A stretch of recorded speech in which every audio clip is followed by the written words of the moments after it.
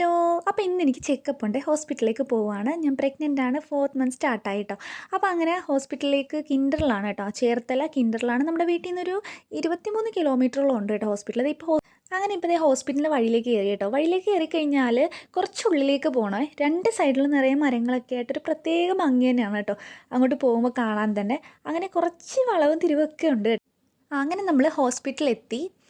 സാധാരണ ലൈനെ അങ്ങനെ കൊണ്ടുപോകാറില്ല.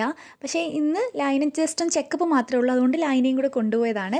അങ്ങനെ ദേ അകത്തേക്ക് കയറിയിട്ടുണ്ട്. ഇനി നമ്മൾ ഫസ്റ്റ് റിസപ്ഷനിൽ വന്നിട്ട് ഫയൽ എടുക്കണം. അങ്ങനെ ഫയൽ എടുത്തിട്ട് വെയിറ്റ് ചെയ്യുകയാണ്. അപ്പോൾ ഡോക്ടറിന് ഇന്ന് ഒരുപാട് കേസുകളുള്ളത് കൊണ്ട് കുറേ നേരം ഞങ്ങൾക്ക് വെയിറ്റ് ചെയ്യേണ്ട വന്നു കേട്ടോ ഡോക്ടറെ കാണിക്കാൻ. അപ്പോഴേക്കും ക്യാൻറ്റീൻ്റെ ആ ഒരു ഭാഗത്തായിട്ട് കുട്ടികൾക്ക് കളിക്കാനുള്ള ആ ഒരു സ്പേസൊക്കെ ഉണ്ട് കേട്ടോ. അപ്പോൾ ലായ് ഭയങ്കര കളിയായി. പിന്നെ അവിടുന്ന് മിഠായിയൊക്കെ വാങ്ങിച്ച് കഴിക്കലൊക്കെ ആയി.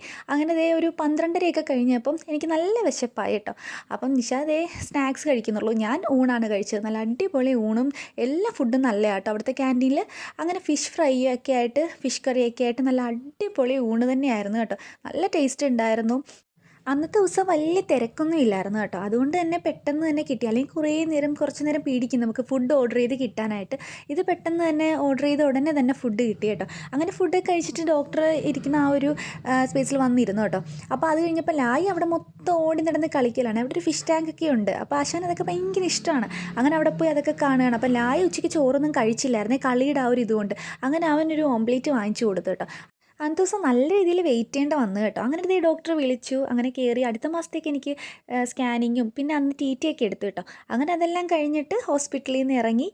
അപ്പോൾ ഇത്രയേ ഉള്ളൂ. അപ്പോൾ ഇനി നമുക്ക് അടുത്ത വീഡിയോയിൽ കാണാം.